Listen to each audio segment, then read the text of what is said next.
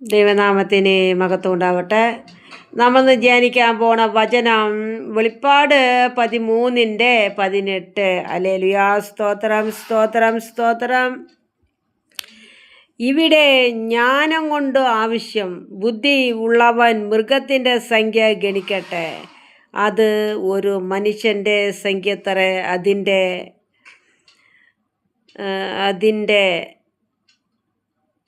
സംഖ്യ 666. ഹല്ലേലൂയ. സ്തോത്രം സ്തോത്രം. ഇവിടെ ജ്ഞാനം കൊണ്ട് ആവശ്യം, ബുദ്ധി ഉള്ളവൻ മൃഗത്തിൻ്റെ സംഖ്യ ഗണിക്കട്ടെ. ദൈവമക്കളെ, ഇന്ന് മൃഗത്തിൻ്റെ സംഖ്യ പല രീതിയിലും ഭൂമിയിൽ വന്നു കഴിഞ്ഞു. ഹല്ലേലൂയ. സ്തോത്രം.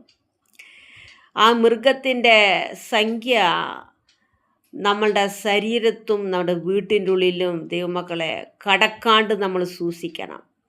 നമ്മുടെ ശരീരത്തെ വിശുദ്ധിയോടെ കാത്തു സൂക്ഷിച്ച് കർത്താവിൻ്റെ കരങ്ങൾ സമർപ്പിക്കണം.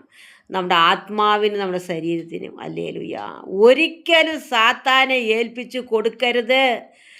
നമ്മൾ ദൈവത്തിൻ്റെ മന്ദിരമാണ്. കർത്താവിൻ്റെ ആത്മാവ് നമ്മുടെ ഹൃദയത്തിലാണ് വസിക്കുന്നത്. ഹല്ലേലൂയ. നിങ്ങൾ ദൈവത്തിൻ്റെ മന്ദിരമാകുന്നു, ദൈവത്തിൻ്റെ ആത്മാവ് നിങ്ങളിൽ വസിക്കുന്നുണ്ടെന്ന് നിങ്ങൾ അറിയുന്നില്ലേ എന്ന് ദൈവം പറയാൻ. ഹല്ലേലൂയ. സ്തോത്രം. ഈ ശരീരമെന്ന ഈ ആലയം, ഈ ഭൂമിയിൽ നിങ്ങളും ഞാനും ഇരിക്കുമ്പോൾ യെരുസലേമിൽ ദേവാലയം ഇപ്പോൾ വരില്ല.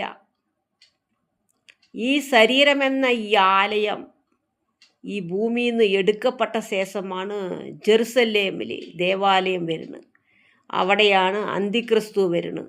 അപ്പോഴാണ് ജൂതൻ ദൈവത്തെ നോക്കി നിലവിളിക്കുന്നത്. ഹല്ലേലൂയ.